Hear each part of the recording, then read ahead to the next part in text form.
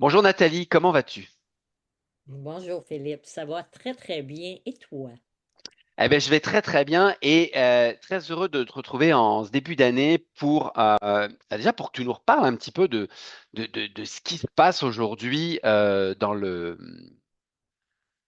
marché de l'immigration, parce qu'il y a tellement eu de changements ces derniers mois, hein, on est d'accord qu'il y en a eu vraiment beaucoup, beaucoup, et en même temps, j'ai l'impression que c'est pas terminé, qu'il va y en avoir encore beaucoup.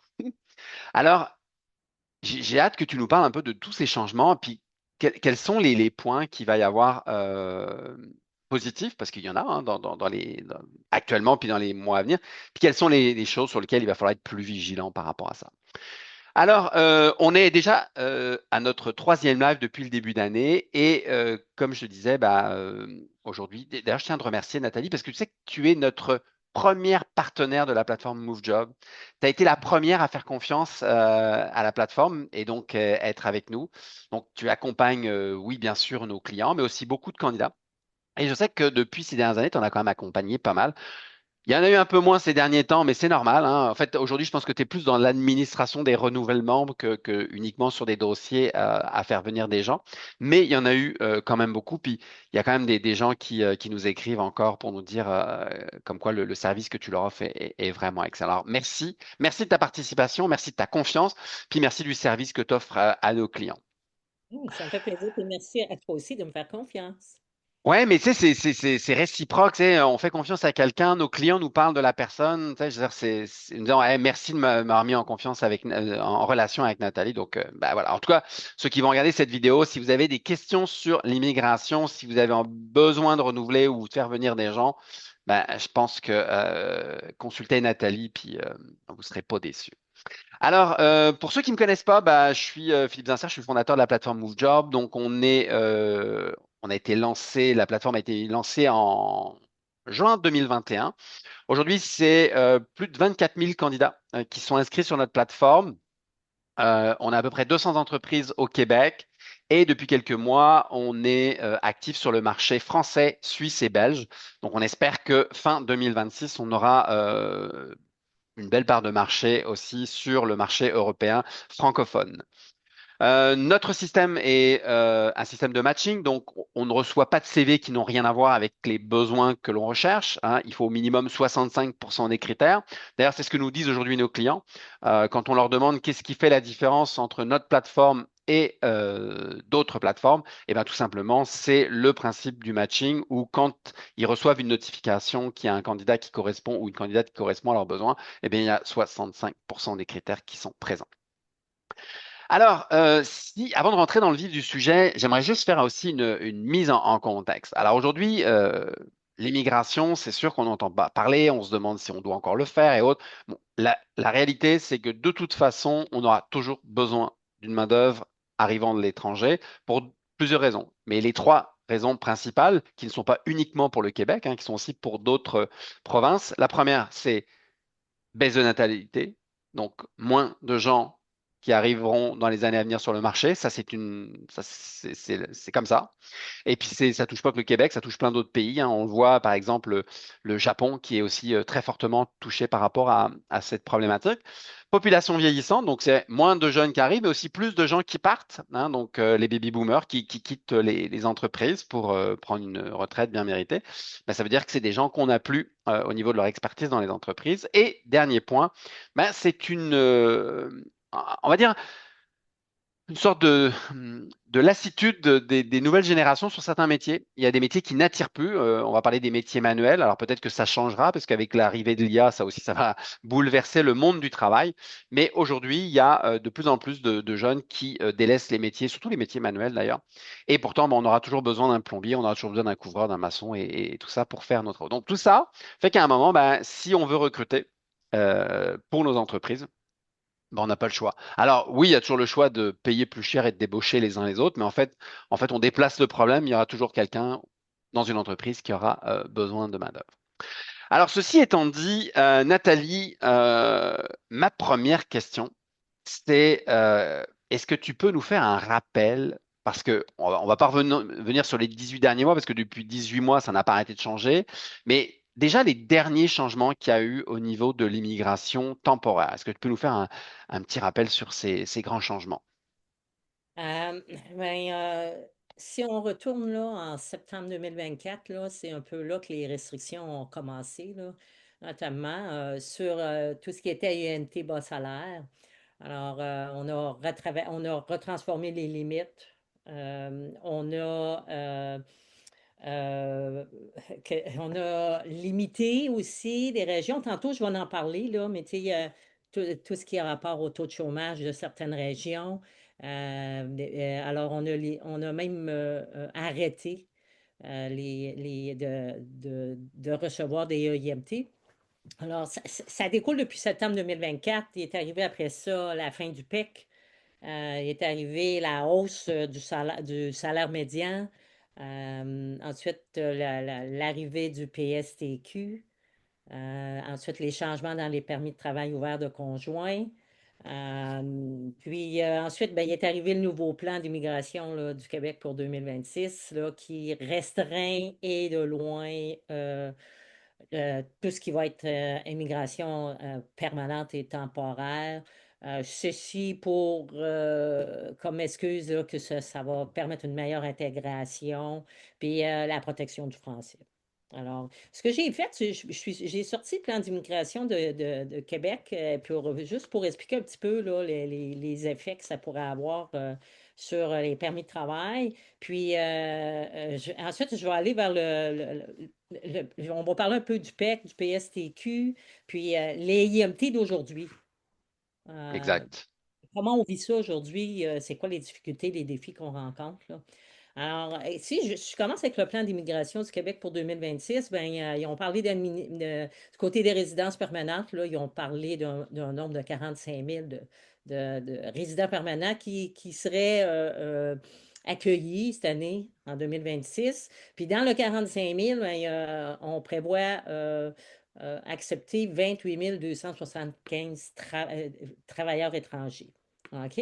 Puis pourquoi je parle de ça? C'est parce qu'actuellement, si on va en 2025, les statistiques disaient qu'il y avait 275 000 travailleurs étrangers Oh, wow, au grosse Québec, différence. 72 000 étudiants étrangers au Québec. OK? Alors, ces gens-là, s'ils veulent demander leur résidence permanente, ben, cette année, en 2026, le plan du Québec, c'est peut-être de recevoir 45 000 personnes, dont 28 275 là, juste pour les travailleurs qualifiés.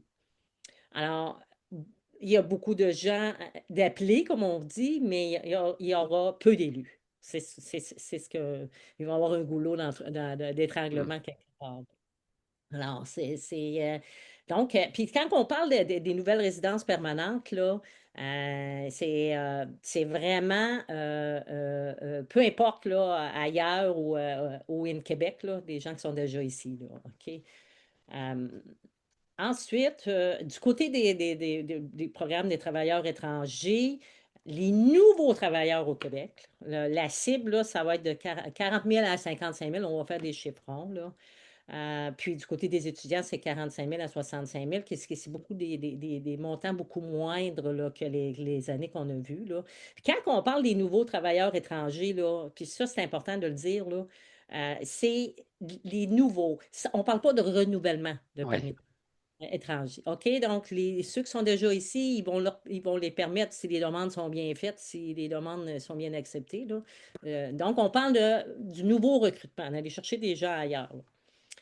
Euh, je vais en reparler tantôt, là, mais on a prolongé, le Québec a aussi prolongé là, tout ce qui est demande de IMT là, à Montréal et à Laval, là.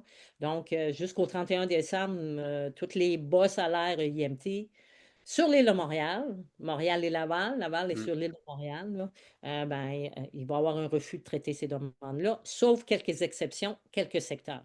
OK, comme la On construction parlera récente. tout à l'heure ouais, des secteurs qui vont. Hmm. Il y a aussi, à partir de 2028, ils ont annoncé ça dans leur plan, que l'exigence d'un niveau 4 de français lorsqu'on va faire des demandes de CAC.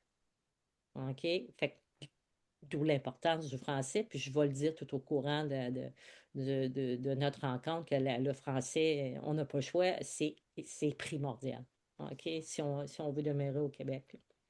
Alors, j'ai parlé aussi de la fin du PEC en novembre 2025. Puis, ils ont aussi il y avait 3 programmes pilotes au niveau de la résidence permanente, là, sur la transformation alimentaire, tout ce qui est proposé aux bénéficiaires, puis l'intelligence artificielle, ben, technologie de l'information, ça, ils ont mis fin à ces programmes-là pilotes.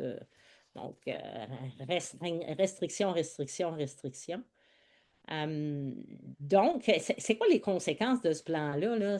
Moi, je pense que pour les employeurs, c'est que les travailleurs étrangers puis les employeurs vont devoir composer avec les nouvelles exigences linguistiques, avec l'abolition du PEC, c'est quoi l'autre option? Puis, tu sais, on fait quoi? On fait quoi à ce moment-là? Tu sais, il va falloir trouver des bonnes solutions pour arriver là, à garder les travailleurs ici. Et tu l'as dit, hein, Nathalie, hein, je pense qu'il faut aussi penser à l'avenir. C'est que, premièrement, on aura toujours besoin de recruter à l'international. Il y aura toujours, hein, cette année, il y en aura encore, même si on n'aura peut-être pas les mêmes volumes il y aura toujours besoin. Et surtout, c'est de penser renouvellement, c'est-à-dire penser sur du long terme. Il faut que la personne parle français, il faut qu'elle ait un bon niveau de français. C'est une obligation. Alors aujourd'hui, on peut peut-être faire avec, mais quand on va arriver au moment de renouveler, ben, sinon ça passera pas, quoi. C'est en plein ça, tu as tout compris, Philippe. Philippe, je m'aperçois que je vais manquer de batterie. Je vais Ah, connecter alors vas-y, connecte. Et puis, pendant que tu fais ta connexion d'ordinateur, moi, j'aimerais peut-être que tu nous expliques, parce que là, depuis plusieurs semaines, on va bientôt dire mois, on entend fin du PEC. Alors, on ne sait pas si il va revenir, s'il va y avoir une clause grand-père. Enfin bon, ça, on ne sait pas trop. Mais pour l'instant, imaginons qu'il est terminé. Puis, il y a le PSTQ qui est arrivé là. C'est quoi les différences?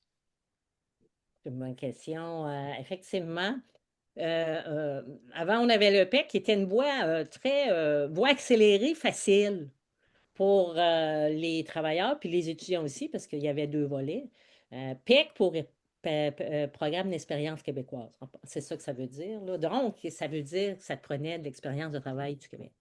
Mais la beauté du PEC, c'était que, selon moi, c'est que s'il y avait les critères, puis si le candidat rentrait dans les critères, bien, automatiquement, il pouvait envoyer sa demande. Puis si il avait tout répondu comme il faut, puis il avait donné les bons documents, mais il était accepté, puis le MIFI lui envoyait son CSQ.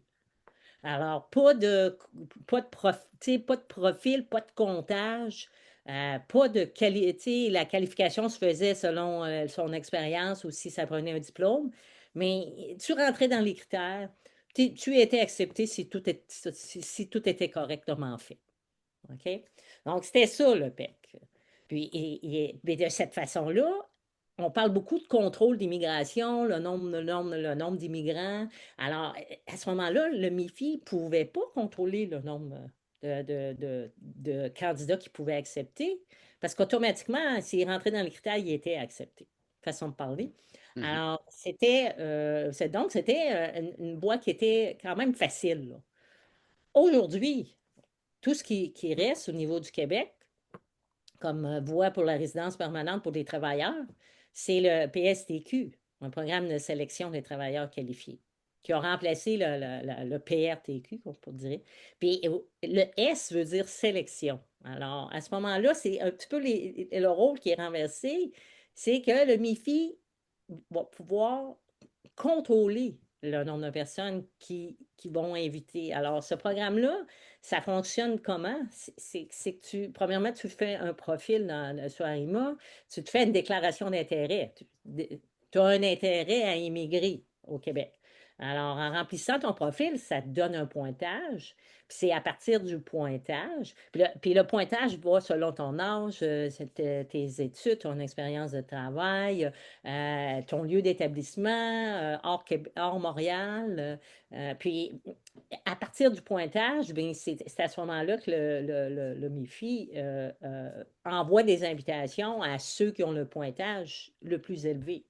C'est pas toujours ça, là, mais mettons la règle, c'est ça. Donc, le MIFI, à ce moment-là, contrôle son nombre contrôle qui va pouvoir demander Mhm. le CSQ, puis il contrôle aussi le nombre parce que c'est lui qui invite, selon OK. des rondes d'invitation mensuelles. OK? Donc, c'est vraiment système de pointage, les candidats qui sont les mieux classés, c'est eux autres qui sont invités. Ça va dépendre aussi de la profession, les professions pénuries ou pas. Ça va dépendre s'ils sont à Montréal En ou, région. en région. Le programme, c'est principalement des travailleurs déjà établis au Québec. Donc, oui, quelqu'un qui est en Tunisie pourrait faire sa déclaration d'intérêt, mais je crois bien qu'il ne sera jamais sélectionné parce que ça vise en ce moment ceux qui sont ici. OK. Puis déjà, Ah, ceux qui sont ici, on le sait, hein, c'est dit, pas facile d'avoir sa place. et déjà, comme je vous disais tantôt, il y en a beaucoup, là, beaucoup d'appelés, peu d'élus, là, peu d'invités, on pourrait dire, là. Mm. Dans le PSTQ, vous avez des volets. OK? Vous avez 4 volets. Mais les volets demandent maintenant des diplômes. OK, Philippe? Alors, puis diplôme français, on va répéter ça souvent, parce que le recrutement de candidats va être important pour la demande de résidence permanente du candidat. Et le Québec demande des diplômes. Alors, supposons qu'il y a un candidat ici qui n'a pas de son secondaire 5 mettons, quand on parle du volet 2, ben, il pourra, en ce moment, il ne peut pas demander, faire sa déclaration d'intérêt, puis avoir l'espoir d'être choisi Mm. par le, par le Même s'il métier. travaille, même si son Même emploi si est... ouais, c'est ça. tu vois, là, fait que là, tout ce qui est, tu sais, c'est soit des diplômes professionnels, le minimum, quand on parle du volet 1, c'est les diplômes de secondaire quand on parle de volet 2. Puis là, on rentre dans le français, niveau 7 volet 1, niveau 7 à l'oral, niveau 5 à l'écrit. Ça, c'est des choses qui n'existaient pas avant. Exact. Puis volet 2 niveau 5 à l'oral. Alors, pour préparer la résidence d'un candidat, il va falloir le choix du CV lorsqu'on le recrute, là, c'est toutes des choses à regarder pour une Exact. bonne Puis ça, c'est important. D'ailleurs, je sais que tu aides aussi nos clients hein, lorsqu'ils ont matché avec un candidat et que tu sais, tu valides bien avec eux le regard que tu as en tant que personne qui va faire le dossier d'immigration. C'est oui, cette personne-là, sur le court terme, le moyen terme et le long terme, ça va bien aller. Cette personne-là, sur le court terme, oui, mais quand vous êtes amené à renouveler, il va y avoir un blocage. Donc, tu sais, tu donnes aussi beaucoup de conseils aux entreprises. Mais c'est sûr que là, aujourd'hui, on est au Québec et il faut que les gens parlent et un bon niveau de français. On le sait, c'est comme ça. C'était moins drastique par le passé, mais aujourd'hui, voilà, quoi. Puis, tant qu'on est sur ces types de... Tu sais, le IMT, c'était quand même là où il y avait le plus de monde. Je pense que tes dossiers, beaucoup passaient en EIMT. Euh, Pourquoi c'est si difficile aujourd'hui de recruter quelqu'un avec un EIMT? Écoute, aujourd'hui, pourquoi? Parce que les agents, en ce moment, là, les agents, ils ont ordre, tu sais, d'effectuer des révisions diligentes. Ils sont plus restrictifs. OK? OK, Alors, dans une présentation de l'IMT, ce qui prenait tant de temps avant me prend 3 fois plus de temps. OK, OK. Fait que ça, c'est à cause des restrictions d'immigration, ben, les mesures sont plus restrictives, notamment sur les IMT bas salaire. ouais, c'est ça, ouais. OK? Euh, Rappelle-nous, bas salaire, au salaire, à partir de quand? Quel IMT bas montant? salaire, ça dépend du salaire médian de chaque province. OK? Puis ça, c'est au fédéral qui le détermine. Puis c'est important d'aller le vérifier hein, couramment parce que des fois, ils changent puis ils ne nous le disent pas. Là. Mais en ce moment, le salaire médian de la province de Québec, c'est 34,62. Ce qui veut dire que si tout employé qui est embauché à un taux de moins de 34,62 et que l'employeur doit faire un IMT, ben ça va aller dans le IMT bas salaire. OK? Tout ce qui est 34,62 et plus de taux horaire, si l'employeur doit faire un IMT, alors il va aller dans la demande de IMT au salaire. OK? En ce moment, les restrictions sont vraiment, vraiment sur le bas salaire. Mm. Puis je peux, tu sais, pourquoi? Parce que c'est simple, hein, toutes les restrictions qu'ils mettent en place, là, s'ils veulent réduire l'immigration temporaire au Québec, au Canada. Il y en a, dans les années passées, il estime qu'il y a eu trop d'assouplissement, si on peut dire, là. C'est aussi, ils veulent prioriser les travailleurs canadiens. Il y a eu des abus de système. Ils veulent limiter les abus de système. Il ne faut pas se cacher. On a vu des cas où des employeurs vendent des IMT aux travailleurs. OK, 50 000 ils vendent ça à quelqu'un qui arrive des pays peut-être moins connaissants. Tu sais, chacun des pays ont quand même. Tu sais, maintenant, il y a beaucoup d'informations sur Internet. Exact. Là, il y a peut-être des pays qui sont moins informés, là. Ils ont limité, puis c'est pour répondre aux préoccupations économiques et sociales. Tu sais, il y a un débat. D'un côté, les employeurs ont besoin. De l'autre côté, ben, on dit, on a un problème de logement, un problème des services, tout ce qui est les services, puis tout ça, ben, ça donne une pression plus lourde. Alors, c'est un débat, là, entre deux clans, là, puis ça fait que c'est des raisons pourquoi, là, ils limitent l'immigration. Euh, Bas salaire, je ne sais pas si c'est juste pour vous rappeler, Ouais, là, ouais. on avait des limites, l'employeur pouvait aller jusqu'à 20 à 30 Mm. de limite. Maintenant, ils ont mis ça à 10 ou 20 selon les Alors secteurs. 10, c'est la grande majorité. Qui Oui, peut avoir 20% de sa main-d'œuvre sur des bas salaires euh, en entreprise? oui, comme la construction, exemple, la transformation alimentaire, la santé, là. Alors, imagine-toi, Philippe, quelqu'un là, qui à l'époque avait 30 puis là, il est rendu dans ses renouvellements cette année. Puis là, sa limite descend à 10. Puis là, il faut qu'il renouvelle ses permis de travail, puis il s'aperçoit qu'il dépasse la limite. OK? C'est un fait. On rouvre les journaux, puis c'est ça qui arrive à tous les jours. Tous les jours. On en parlait encore ce matin, là. On ne citera pas de nom d'entreprise, mais oui, c'est ça. Ouais. Oui. Il y a aussi, avant, le Québec possède une liste de professions en pénurie, là, qu'on appelle la liste de traitement simplifié. Avant, on ne calculait pas la limite sur Mais les qui est là? IM. Mm. Fait que, je vous donne un exemple, un soudeur, l'employeur pouvait avoir le nombre de soudeurs qu'il voulait, là, parce que ça faisait partie du traitement simplifié. Maintenant, on est obligé, peu importe si le poste fait partie ou pas, on est obligé de considérer le traitement simplifié, là, toutes les professions qui y font partie, là, dans le calcul de la limite. Alors, si moi, je renouvelle un soudeur, je dois, aujourd'hui, calculer la limite.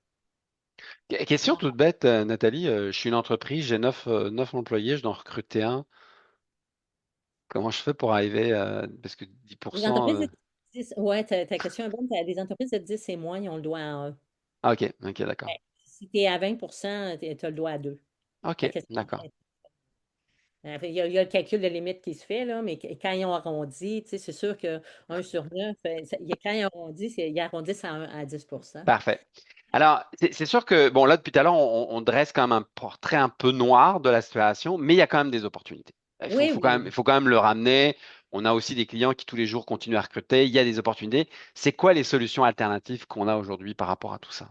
Ah, ben, écoute, une des bonnes solutions, c'est d'essayer. De toute façon, quand on recrute un travailleur étranger, le premier réflexe qu'on devrait voir, là, c'est de voir euh, tout ce qui est dispense de IMT. Un IMT, là, c'est quand on n'a pas le choix. C'est en dernier lieu. Alors, il existe deux programmes. Programme travailleurs étrangers temporaires qui exige de faire des IMT, puis il y a un autre programme qui contient plusieurs programmes, là, plusieurs branches. C'est le programme de mobilité internationale. La première chose qu'on devrait faire, c'est de regarder si le poste qu'on recrute, s'il ne pourrait pas rentrer dans le programme de mobilité internationale, dans un des programmes, parce que ça nous dispense de IMT. Alors, pas de IMT et puis non plus pas de quota, pas de pourcentage. Quota, pas de IMT, plus simple, plus rapide, parce qu'on saute l'étape du IMT, moins de preneurs de décision.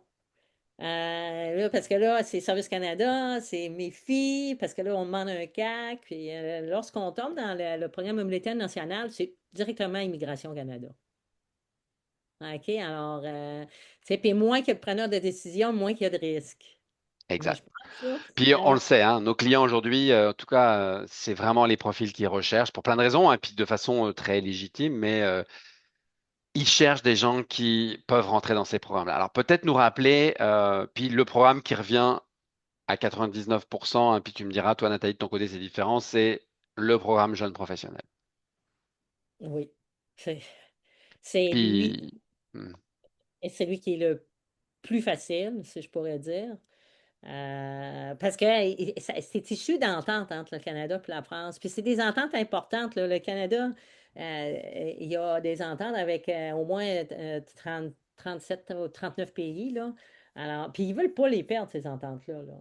OK? Parce que de notre côté, nos résidents, ils profitent de ces ententes-là s'ils veulent aller étudier, s'ils veulent aller travailler ou des choses de même. Alors, c'est des ententes prioritaires. Fait que c'est pour ça que c'est pour ça que sont traités prioritairement, si on parle du jeune pro, là, qui fait partie de l'expérience internationale du Canada. Ça, c'est le programme international Canada.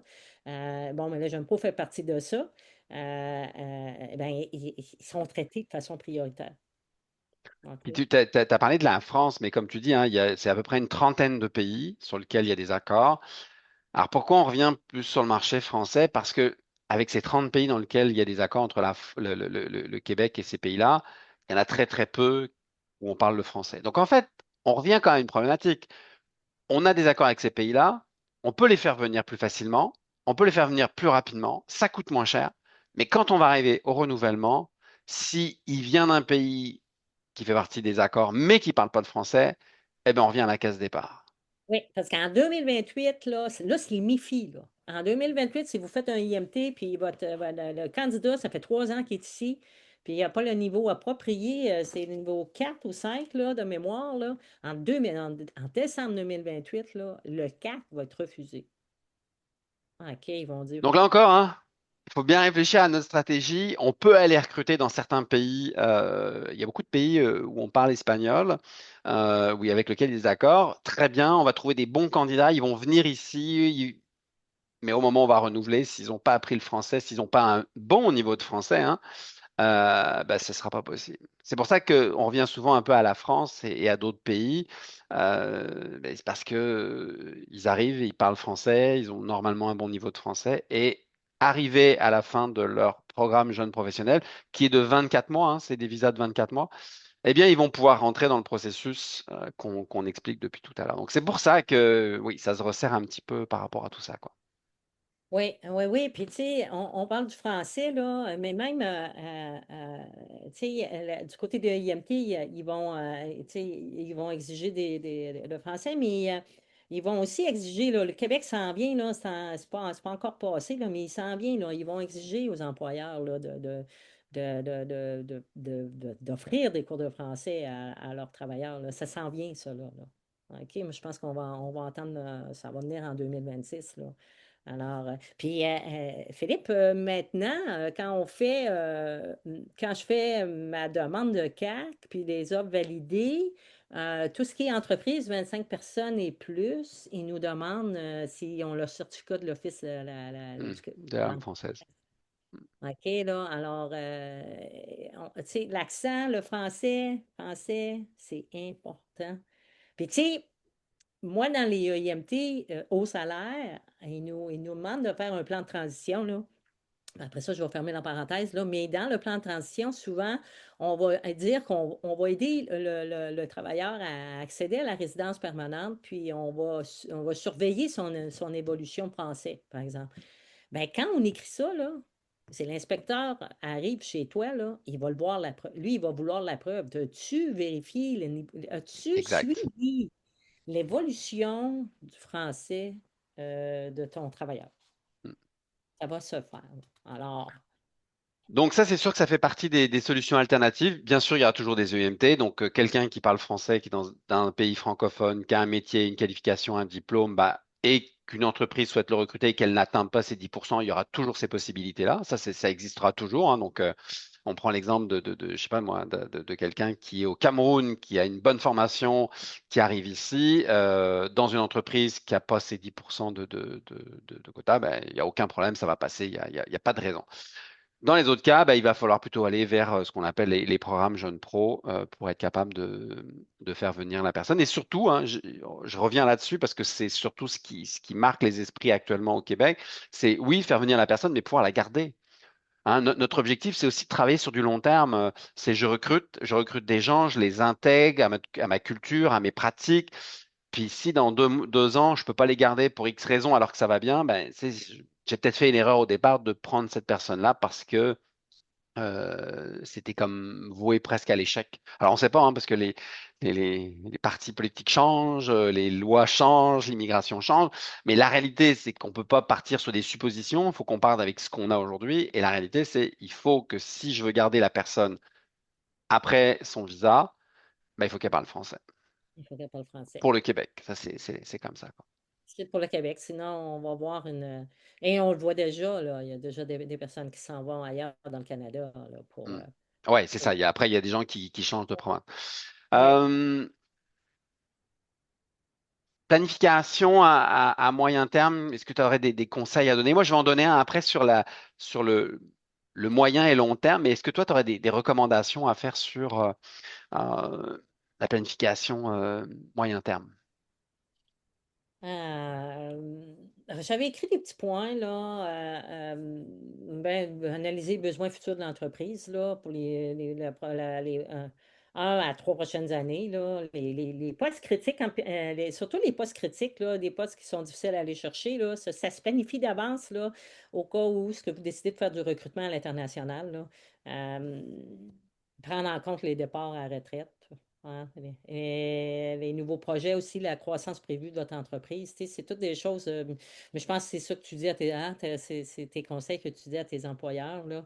Identifier les métiers, Ouais, identifier les métiers difficiles à recruter, je reviens tout le temps, là, tu sais, c'est pour vous devez aller le chercher à l'international, tu sais, vérifier les diplômes. Puis une chose qui est importante, aller chercher quelqu'un à l'international en ce moment, c'est la légalité de l'expérience professionnelle à l'étranger. On voit le méfi de plus en plus demander dans sa demande CSQ.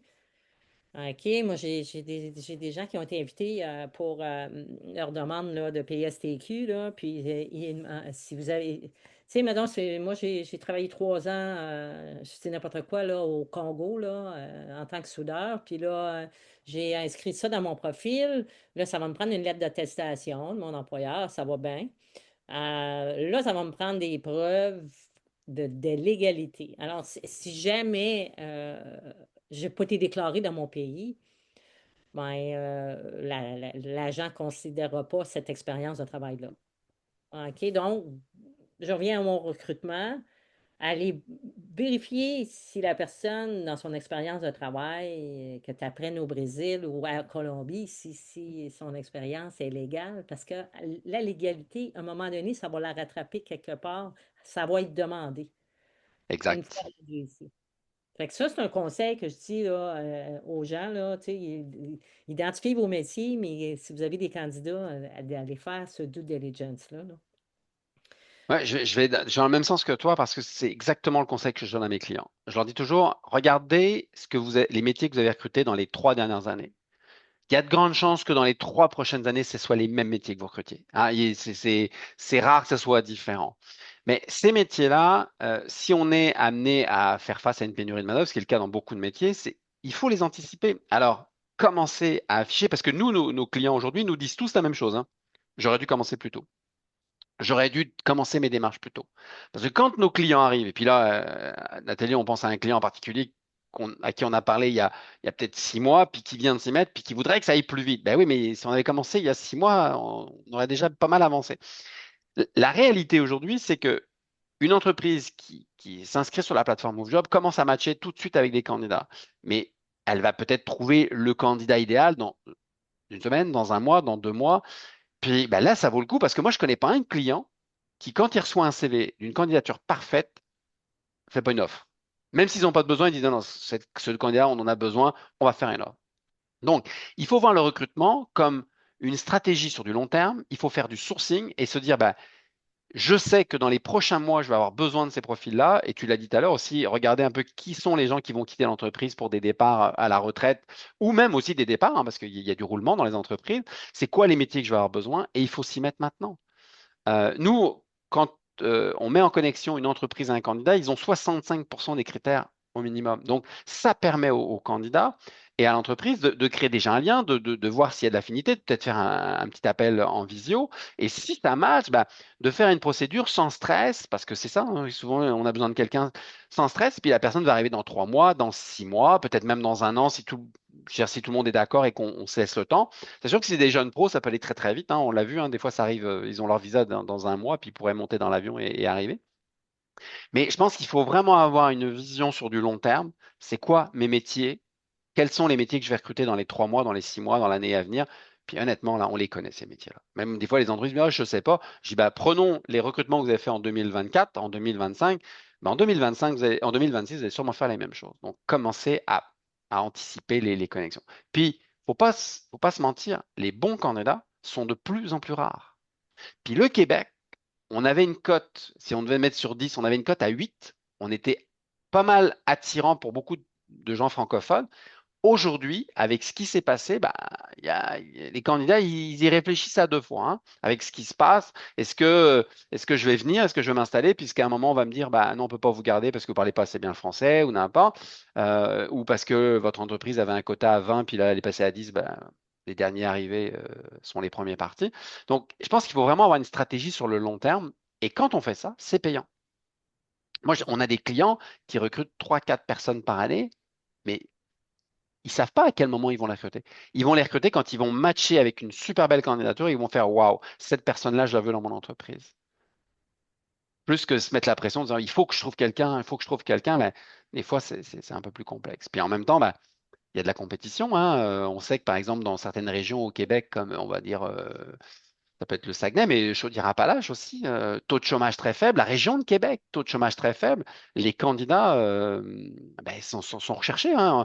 Hier, il y avait un article dans la presse, on citera le Devoir, où en fait, ça y est, la région de Québec et la ville de Québec repartent en mission de recrutement à l'international. Alors que, bon, ça peut être bizarre de dire ça alors qu'on parle de fin de PEC et autres, mais c'est parce qu'il y a un réel besoin. Les entreprises ont un réel besoin. Moi, tous les jours, je parle à des employeurs qui m'appellent puis ils me disent, Nathalie, j'en ai pas d'employés. Qu'est-ce qu'on fait? Qu'est-ce que je peux faire? Ils recrutent. Moi, j'ai un appel à tous les jours de gens qui, je recrute, j'ai besoin. Le besoin, il est là, là. Je suis d'accord, nous aussi, nos clients, c'est ça.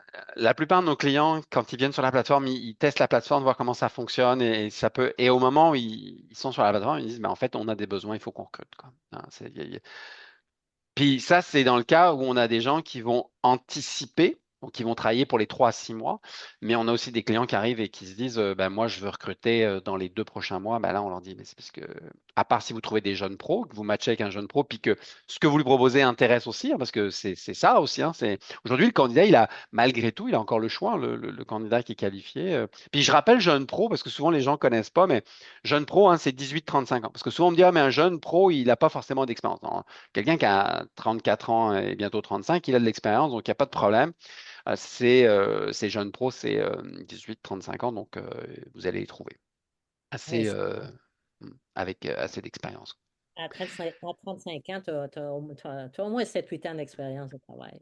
Exact. Puis, peut-être pour moi, un des derniers points que j'aborderais, c'est aussi faites des suivis avec vos candidats, hein. Genre, les candidats sont rares, puis si même vous vous dites, ah ben là, j'ai besoin de recruter, vous avez un bon CV, une belle candidature, vous avez matché, prenez le temps d'écrire au candidat, dites-lui, ben, votre CV m'intéresse, est-ce qu'on pourrait se parler? Pour l'instant, on n'a pas forcément de poste, mais si même vous n'aviez pas de poste, admettons, là, on est en mars, mais peut-être que vous allez en avoir un en juin. Mais c'est à peu près le temps qu'il va vous falloir pour un jeune pro pour qu'il arrive, là. Donc, attendez pas le mois de juin, parce qu'au mois de juin, lui, il sera plus disponible. Il y a une autre entreprise qui l'aura prise, hein, qui l'aura recruté. Donc, j'ai envie de dire aux gens des RH, accompagner vos gestionnaires à voir sur du plus long terme. Est-ce qu'on aura besoin d'un soudeur, d'un machiniste, d'un technicien XY en juin? Il y a de grandes chances que oui. Puis si on recevait un super beau CV, est-ce qu'on serait prêt à lui faire une place? La grande réponse, c'est oui, on va être capable. Nathalie, on arrive déjà, on avait dit 45 minutes, ouais, ça fait déjà 42 minutes. Si tu avais un conseil à donner aux employeurs qui nous écoutent, ou et puis ceux qui vont nous écouter par la suite, ce serait quoi le conseil que tu leur donnerais aujourd'hui? Le conseil que je donnerais, peut-être que je suis biaisée, là, mais je pense que c'est d'être accompagné par quelqu'un, une personne professionnelle pour la simple et unique raison que je vois beaucoup d'erreurs. Tu sais, je corrige beaucoup d'erreurs. Euh, puis, ça va être de plus en plus difficile. Les études d'impact sur le marché du travail sont de plus en plus difficiles. J'ai vu un agent poser 150 questions dans un dossier. Euh, il regarde tout, les affichages, les mots, l'apostrophe, les salaires. Les salaires, c'est important de bien verser le salaire, de prendre le bon salaire. Alors, je vois beaucoup d'erreurs, je corrige les erreurs, donc je pense qu'un des conseils, ce serait peut-être de pouvoir accompagner, puis c'est peut-être biaisé ce que je dis, là, Non, mais non, Nathalie, tu as complètement raison parce que, premièrement, aujourd'hui, il y a tellement de demandes, il y a tellement de refus à faire que la moindre petite erreur, c'est un bon prétexte pour passer votre dossier à la trappe, ça c'est clair. Puis deuxièmement, là, les papiers changent tellement souvent, les formulaires changent tellement souvent, euh, c'est impossible, si on n'en fait pas régulièrement des dossiers, de ne pas se tromper, de ne pas avoir utilisé le bon formulaire et autres. Vous avez recruté il y a quelqu'un il y a 3 mois, vous dites, ah, je reprends son formulaire, c'est plus le bon formulaire, ça a changé. Donc moi, je pense que Nathalie, se faire accompagner, c'est vraiment la priorité. Je pense que ça, c'est de l'argent, c'est du temps qu'on met. Donc si c'est pour avoir un refus dans 3 mois, on perd le candidat, on perd. Et puis là, en plus, on a une pression qui arrive parce que on pensait avoir quelqu'un qui allait venir, puis il n'y a personne qui arrive. Donc, non, non, je pense que ça, c'est vraiment important. Mm. ouais, ouais. Ben moi, pour terminer, j'ai envie de dire, j'espère que on vous a pas fait peur. J'espère qu'on vous a pas donné ou va arrêter votre processus de recrutement à l'international. Il y a encore beaucoup d'entreprises qui recrutent à l'international. Il y en aura encore beaucoup et je vous assure que dans les prochains mois, les prochaines années, ça va faire qu'amplifier. J'ai donné les raisons. Natalité qui baisse, personnes qui quittent, des professionnels qui quittent le monde du travail et des métiers qui malheureusement sont moins attirants pour les nouvelles générations. On va avoir besoin. Donc, soyez proactifs, soyez un peu en avance. Puis je dis un peu, soyez vraiment en avance. Et vous devriez arriver à trouver vos beaux candidats parce que le marché va évoluer. Puis si aujourd'hui on a une compétition au Québec entre entreprises, on le voit de plus en plus depuis les derniers mois, il y a aussi une compétition interprovinciale. Je ne reviendrai pas là-dessus, mais on se rappelle de ce qui s'est fait avec les médecins. Il y avait d'autres provinces qui leur ouvraient les bras. C'est la même chose pour d'autres métiers, d'autres provinces. Puis en plus, ben, il y a de plus en plus de pays qui font face à une pénurie de main-d'œuvre. Tout à l'heure, j'ai parlé de la France, la Suisse, la Belgique. Oui, ils ont des taux de chômage qui sont des fois supérieurs à ce qu'on peut avoir au Québec, mais ils ont aussi des problématiques pour trouver des gens qualifiés dans certains métiers. Mais il faut savoir que, par exemple, si on reprend le domaine de l'hôtellerie-restauration, bah, la France a une problématique de recrutement aussi qui est énorme. Donc, dans les métiers, on va dire manuels, soudeurs, opérateurs, commandes numériques et tout ça, c'est la même chose. Donc, croyez pas que vous êtes les seuls à chercher, mais il faut être opportuniste. Quand on a un bon candidat, une bonne candidate qui souhaite venir au Québec et qui matche avec nos compétences, bah, je pense qu'il faut prendre le temps d'analyser sa candidature et de rencontrer la personne.